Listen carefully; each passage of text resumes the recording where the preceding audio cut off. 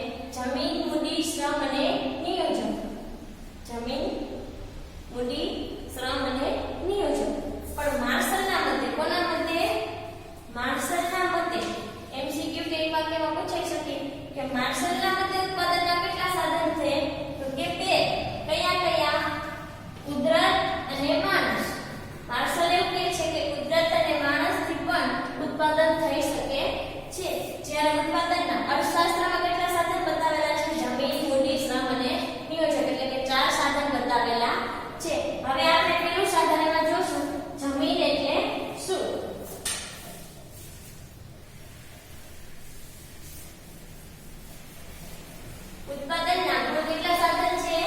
4 સાધન છે. જમીન, બુદ્ધિ, શ્રમ અને નિયોજન. અને માર્શલના મતે ઉત્પાદનના કેટલા સાધન? કે 2 સાધન છે, માણસ અને કુદરત. 4 સાધનમાંથી પહેલું સાધન છે જમીન, અથવા તો તમે એને ભૂમિ પણ કહી શકો. તો જમીન કે ભૂમિ વિશે ભણીએ આપણે. તો જમીન એટલે શું? તો કે સામાન્ય વ્યવહારમાં જમીન એટલે તો કે પૃથ્વીની ઉપરની સપાટી જેના પર માણસ વસવાટ કરે છે તેને આપણે જમીન કહી શકીએ. જમીન એટલે તો કે પૃથ્વીની ઉપરની સપાટી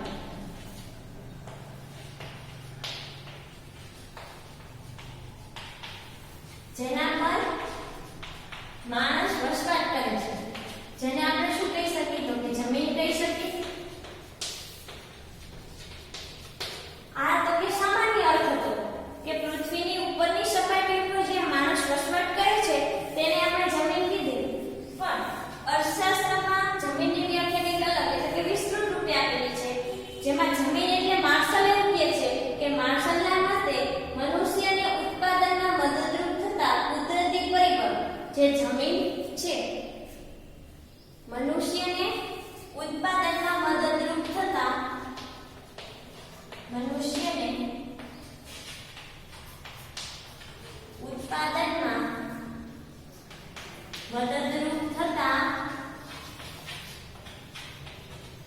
કુદરતી પરિબળ. પછી એ કોઈ પણ પરિબળ હોય પણ તેને આપણે જમીન તરીકે લેવું. માનવું થોડું અશક્ય છે, પણ આપણે કોણ તો કે માર્શલ કહે છે કે મનુષ્યને ઉત્પાદનમાં જે પરિબળ કુદરતી પરિબળ ઉપયોગમાં આવે એ બધા જ પરિબળને તમે શું કહેશો? તો કે જમીન કહે છે. જેમાં જમીનમાં મદદરૂપ તો કે ઉત્પાદનમાં મદદરૂપ ખનિજ હોય, ક્યારેક તો કે પર્વત હોય, ક્યારેક નદી હોય. તો આ બધી જ વસ્તુને માર્શલ એમ કહે કે તમે જમીન તરીકે લઈ લ્યો. ધારો કે સૂર્યપ્રકાશ હોય, સૂર્યપ્રકાશની જરૂર પડે. અમુક જગ્યાએ તો કે પવનચક્કીમાં હવાની જરૂર પડે. તો હવાને તો કે શું થયું? તો કે કુદરતી પરિબળ થયું. તો આ કુદરતી પરિબળ છે શેમાં? તો કે ઉત્પાદનમાં મદદરૂપ થયું. પવનચક્કીના મદદરૂપ કોને થાય? તો કે કુદરતી પરિબળ એમાં હવા છે. તો આ હવાને પણ શું કહેવાનું? તો કે જમીન તરીકે આપણે માની લેવું. એવું કોણ કહે છે? માર્શલ એમ કહે છે કે ઉત્પાદનમાં જે પરિબળ કુદરતી પરિબળો આપણે ઉપયોગી થાય એ બધા જ પરિબળોને આપણે શું તો કે જમીન માની લેવું જોઈએ. હવે પછી જમીનના લક્ષણો આપેલા છે એ જોઈએ. જમીન એ કેવી? તો કે કુદરતી બક્ષિસ છે. જમીન કોઈની માલિકીની પહેલા હતી નહીં, પણ કેવી? તો કે કુદરતી બક્ષિસ છે. આ એનું પહેલું લક્ષણ છે. શું તો કે જમીન કુદરતી બક્ષિસ છે, તે માનવ સર્જન નથી. એટલે કે કોઈ માનવીએ તેનું સર્જન કરેલું નથી જમીનનું કે ભૂમિનું, પણ કોને તો કે એ કુદરતી બક્ષિસ છે, તેથી માનવ સર્જન નથી. પછી જમીનનો કુલ પુરવઠો કેવો? તો કે સ્થિર છે. પુરવઠો કેવો હોય? તો કે સ્થિર હોય. કેમ? તો કે જે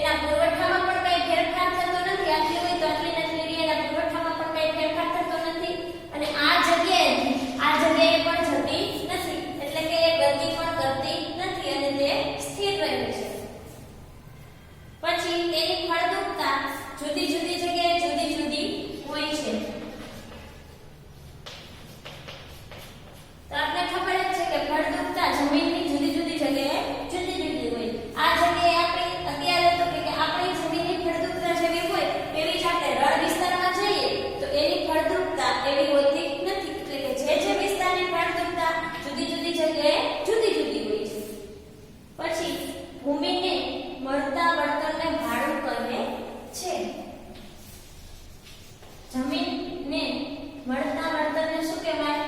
વળતર તરીકેમાં શું મળે? તો કે ભાડું મળે છે. જમીન હોય તો જમીનને વળતર તરીકે આપણે શું આપી? તો કે ભાડું આપી છે. કોઈને તમે જમીન વાપરવા આપી હોય તમારે, તો એ વળતર સ્વરૂપે તમને જે વસ્તુ આપે, જે કિંમત આપે, તેને આપણે શું કહેશી? ભાડું કહેશી. આ જમીનના લક્ષણો. કુદરતી બક્ષિસ છે, તેનો પુરવઠો સ્થિર રહે છે, તે ભૌગોલિક રીતે અગતિશીલ છે, અને ફળદ્રુપતા તો જુદી જુદી હોય છે, જુદી જુદી જગ્યાએ, અને જે વળતર સ્વરૂપે મળે છે તેને આપણે ભાડું કહીશું. આ હતું જમીન. હવે પછી જોશું શ્રમ એટલે શું.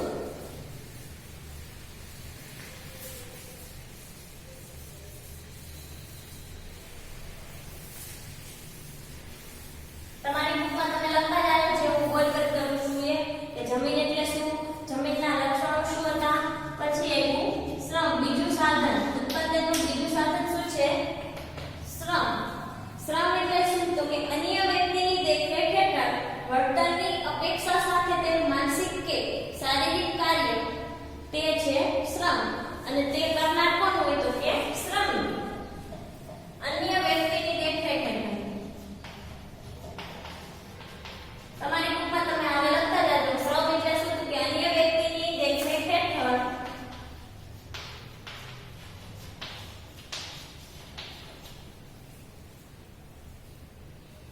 વર્તનની અપેક્ષા સાથે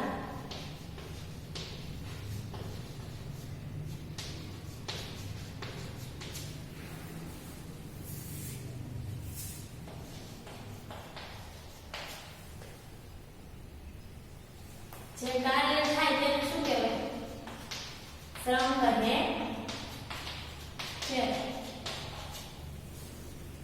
કોઈ વ્યક્તિની દેખરેખ હેઠળ વર્તનની અપેક્ષા સાથે જે કાર્ય થાય તેને શ્રમ કહે છે. દાખલા તરીકે કોઈ ધંધો ચાલતો હોય, કોઈ ઉદ્યોગ હોય, તો એમાં કોઈ કર્મચારીને રાખવામાં આવે અને કર્મચારીને વળતર એટલે કે એને પગાર કે ભથ્થું કેવી રીતે આપવામાં આવશે? તો કે જેટલા પ્રમાણમાં આખા દિવસમાં એને જેટલું કામ કર્યું હશે એની ઉપરથી એને વળતર એટલે કે પગાર મળશે.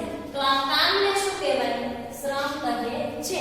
અને આ કર્મચારી કોની દેખરેખ હેઠળ? તો કે તેના માલિકની દેખરેખ હેઠળ કામ કરશે અને બદલામાં પગાર મેળવશે. તો આ કામ જે કર્યું એને આપણે શ્રમ કહીશું. હવે શ્રમના લક્ષણો.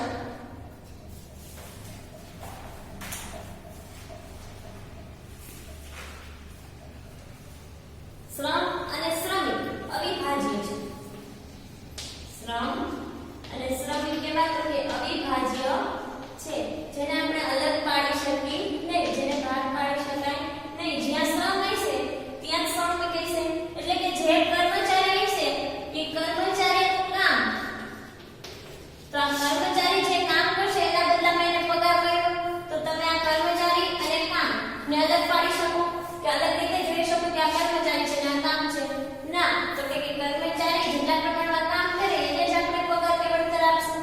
તો એ જ કામ એટલે શ્રમ અને શ્રમિક એટલે કર્મચારી લ્યો એટલે તમને સમજાઈ જશે. તો કે શ્રમ અને શ્રમિક અવિભાજ્ય છે એટલે તેને ભાગ પાડી શકી નહીં. પછી શ્રમ નાશવંત છે.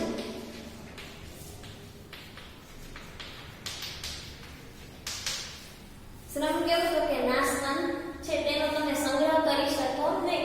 કર્મચારી જે કામ કરે છે એ કામનું તમે ભથ્થું એક દિવસનું આપી દીધું, પણ એ જે એને કામ કર્યું એક દિવસનું એ કામનો તમે સંગ્રહ કરી લો, બીજી દિવસે એ જ કામનો ઉપયોગ કરી શકો? તો કે ના. કામનો સંગ્રહ થાય નહીં. એટલે શ્રમ નાશવંત છે, જેનો તમે સંગ્રહ કરી શકતા નથી. પછી સામાજિક માનસિક કારણો ગતિશીલને અસર કરે છે.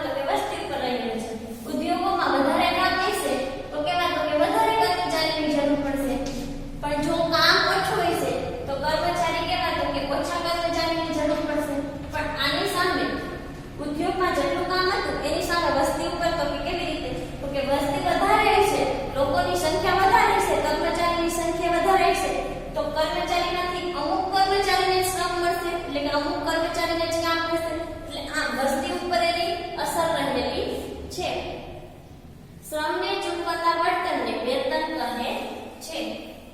શ્રમને ચૂકવતા વળતરને શું કહેવાય? આપણે વેતન અથવા તો પગાર, ભથ્થું ગમે તે કહી શકો. જમીન હતું તો જમીનના બદલામાં શું મળતું? આપણે ભાડું મળતું. જ્યારે શ્રમ હશે તો શ્રમના બદલામાં આપણે મળશે વેતન. શ્રમ એટલે શું? તો કે અન્ય વ્યક્તિની દેખરેખ હેઠળ વળતરની અપેક્ષા સાથે જે કાર્ય થાય તેને શ્રમ કહે છે. શ્રમના લક્ષણો હતા શ્રમ અને શ્રમિક અવિભાજ્ય છે, શ્રમ નાશવંત છે, શ્રમને સામાજિક અને માનસિક સમસ્યાઓ સાથે એની ગતિશીલતા સાથે સંબંધ છે, કાર્યક્ષમતા અલગ અલગ હોય છે અને શ્રમને તો કે વસ્તી ઉપર પણ આધાર રાખે છે અને શ્રમના બદલામાં જે મળે, જે વળતર મળે તેને આપણે વેતન કહે છે. શ્રમના બદલામાં જે મળે એને શું કહેવાય? વેતન. અને જમીનના બદલામાં જે મળ્યું એને આપણે શું કીધું? ભાડું. અન્ય વ્યક્તિની દેખરેખ હેઠળ તમે જે કામ કરો, વળતરની અપેક્ષા સાથે જે કામ કરવામાં આવે તેને શું? તો કે શ્રમ કહે છે. ધાતુ ઉત્પાદન સાધનનો બીજો ભાગ. હવે આપણે ત્રીજું સાધન જોઈએ. તો ઉત્પાદનના સાધનમાં ત્રીજું સાધન કયું છે? કે મૂડી.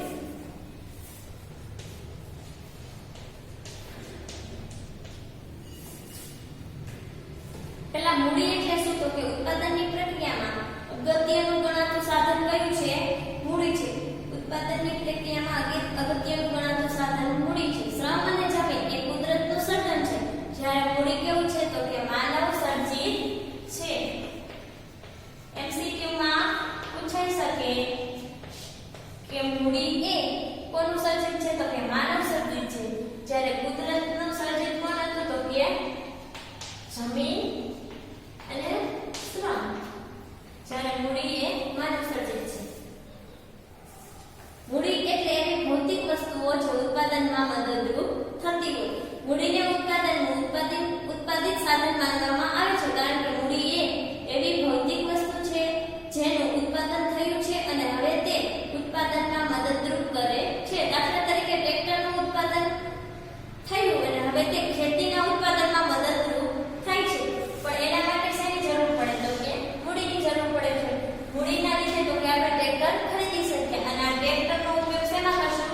તો કે ખેતીમાં કરશું. એટલે કે ખેતીમાંથી કંઈ પણ ઉત્પાદિત કરવું હોય તો યંત્રની જરૂર પડી. યંત્ર હતું ટ્રેક્ટર, પણ આ ટ્રેક્ટર આવ્યું ક્યાંથી? મૂડી હતી ત્યારે. તો આ મૂડીના લીધે તમે ટ્રેક્ટર ખરીદી શક્યા અને પછી વસ્તુનું ઉત્પાદન કરી શકીએ. તો ઉત્પાદનના સાધનમાં મદદરૂપ થયું ટ્રેક્ટર, પણ ટ્રેક્ટર ક્યાંથી આવ્યું? તો કે મૂડી. એટલે ઉત્પાદનનું એક સાધન શું છે? તો કે મૂડી તરીકે આપણે લઈ શકીએ. મૂડીના લક્ષણો આપેલા છે. એમાં પહેલું લક્ષણ છે કે તે માનવ સર્જિત છે. મૂડી કોનું સર્જિત? તો કે માનવ સર્જિત છે. પછી સૌથી ગતિશીલ ઉત્પાદનનું સાધન હોય તો કયું છે? મૂડી. સૌથી વધારે ગતિશીલ છે. જેમ જેમ આવકમાં વધારો થશે તેમ તેમ મૂડીમાં પણ વધારો થશે. તો એને વધારે ગતિશીલ સાધન કયું થયું? તો કે મૂડી. એની સામે આપણે શ્રમ લઈએ. જમીન તો ગતિશીલ છે એટલે જેટલી હોય એટલી જ લે, અને શ્રમ તો કે કાર્યક્ષમતા ઉપર આધાર રાખે છે. જેટલી કામ કરવાની શક્તિ હશે કર્મચારી એટલું જ કામ કરશે. પણ એની સામે જો તમે મૂડી લ્યો તો મૂડીની ગતિશીલતા કેવી થાય? સૌથી વધારે. જેટલી આવકમાં વધારો એટલો મૂડીમાં વધારો. જો વધારો થયો ત્યારે ગતિશીલ કઈ કહેવાય? ગતિ કઈ કહેવાય? તો આમ સૌથી વધારે ગતિશીલ સાધન કયું થયું? મૂડી. અછત ધરાવતું સાધન તો મૂડી છે અને મૂડીને વળતર તરીકે વ્યાજ મળે છે. મૂડી એટલે તો કે નાણું બધાય પાસે હોતું નથી. એ કેવું સાધન છે? તો કે અછત ધરાવતું સાધન છે. એને કમાવા માટે મહેનત કરવી પડે પછી આપણે મૂડી પ્રાપ્ત થાય છે. મૂડી બધી જ જગ્યાએ મળે એવું સાધન નથી. કેવું? તો કે અછત ધરાવતું સાધન છે. એની સામે જમીન, તો કે જમીન આપણે અછત એટલી જમીનની અછત કહી શકીએ નહીં. એની સામે તો કે આપણે કર્મચારી લીધા હતા તો ઉદ્યોગમાં ઓછા વ્યક્તિની જરૂર હતી અને વધારે કર્મચારી હતા એવું બનતું, પણ આમાં એવું થઈ શકે નહીં. કેમ? તો કે અછત ધરાવતું સાધન છે. તો દરેક વ્યક્તિ પાસે મૂડી હોય એવું બની શકે નહીં. એટલે કે અછત ધરાવતું સાધન છે. અને મૂડીના બદલામાં વળતર તરીકે આપણે શું મળશે? વ્યાજ. જો કોઈ વ્યક્તિ તમારી પાસે નાણું કે મૂડી ઉછીનું લઈ જાય તો એના બદલામાં તમને શું આપશે?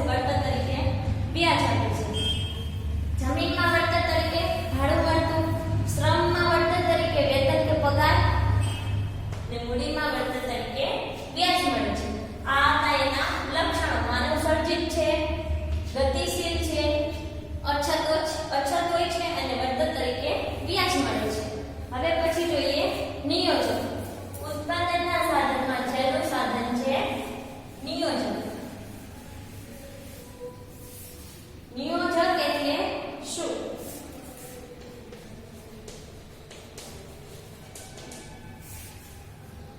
નિયોજક એટલે ઉત્પાદનના સાધનોનું સંયોજન કરનાર નિયોજક છે. અને વ્યવસ્થાપક વેતન પ્રાપ્ત કરી કર્મચારી છે. જે સાધન વ્યવસ્થા છે. અને વ્યવસ્થાપક અને નિયોજક વચ્ચે ઘણો ડિફરન્ટ છે. વ્યવસ્થાપક એટલે શું થયું? તો કે મેનેજર